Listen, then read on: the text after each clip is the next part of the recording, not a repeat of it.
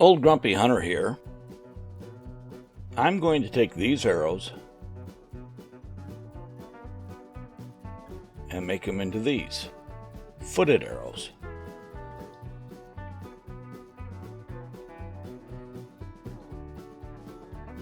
The reasons I want to do this: makes the tip end stronger, increases the total weight of the arrow by about 31.2 grains, and increases the FOC. To do this, I'll be using the following: Bloodsport Witness crossbow arrow 20 inches long, a Parker crossbow arrow 20 inches long, about 3 inches each of Easton XX75 2413 aluminum arrow shaft, some slow curing low heat epoxy, and 400 grit wet or dry sandpaper wet. According to the published specifications of both the Bloodsport shaft and the Easton 2413 arrow, the footing should slide over the shaft like it does here with the Parker. It's recommended that the shaft's outside diameter be within 2/100ths of an inch of the inside diameter of the footing. The Parker is within 8/1000ths of an inch. The Bloodsport website states the outside diameter is 344/1000ths of an inch. Easton states that the 2413 has an outside diameter of 372/1000ths and a wall thickness of 13/1000ths. Doing the math, the inside diameter is 346/1000ths. In theory, the footing should slide over the Bloodsport shaft without any issues, just like it does the Parker. Using the vernier caliper, the arrow shaft has an outside diameter of 347/1000ths, and the footing material matches the specs stated by Easton. After the footings are cut, you need to make sure that any burrs are removed. To do this, I used the reamer blade on a tubing cutter. Any tool you have that will ream out the hole should work. It doesn't take much effort to do this. Because the Bloodsport arrow's outside diameter is a bit larger than the footing's inside diameter, there's going to be some sanding involved. At this point, I have two recommendations. 1. Wear gloves. Carbon fiber is dirty. 2.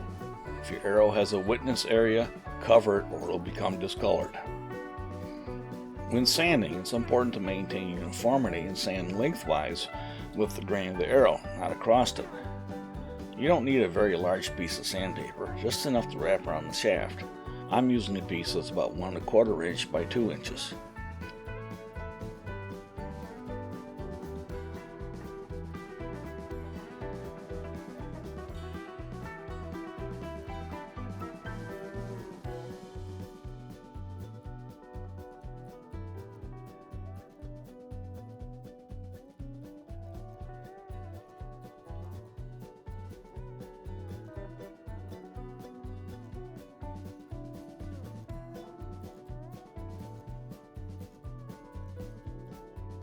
While sanding, it's important to test the progress of the footing.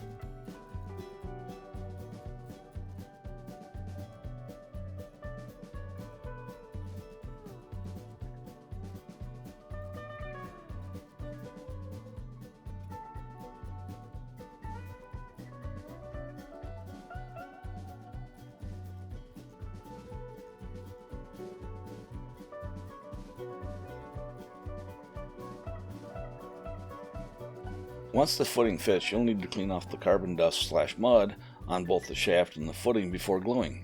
I use rubbing alcohol for this.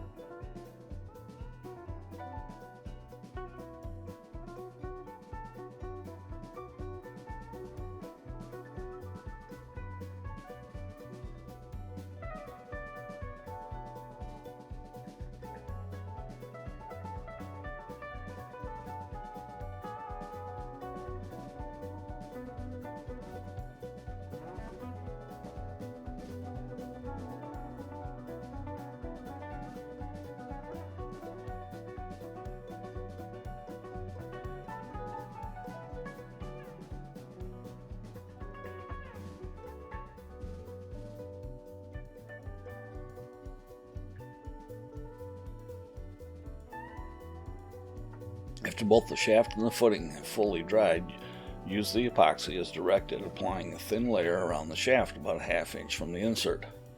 Parker arrows require more epoxy than the Bloodsport arrows. Rotate the footing while sliding into place. As the footing goes on, it will spread the epoxy. Place the end of the footing at the joint of the shaft and insert. Depending on the amount of space between the footing and the shaft will influence the amount of epoxy that's needed.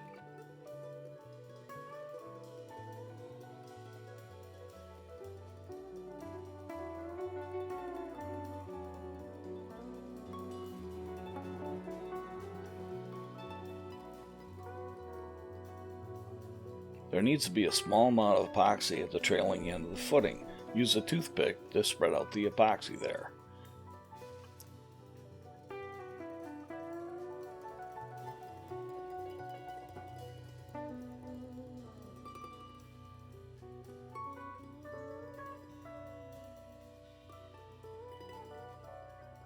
At this point, do not move the footing anymore.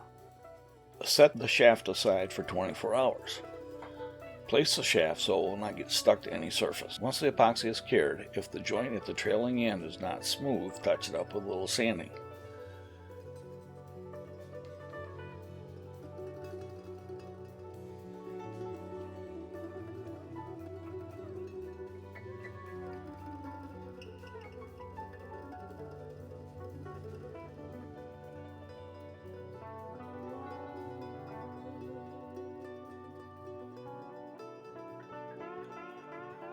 This is only one way to add a footing to the arrow, and I'm not saying it's the best way. It's just the way that Old Grumpy Hunter did it.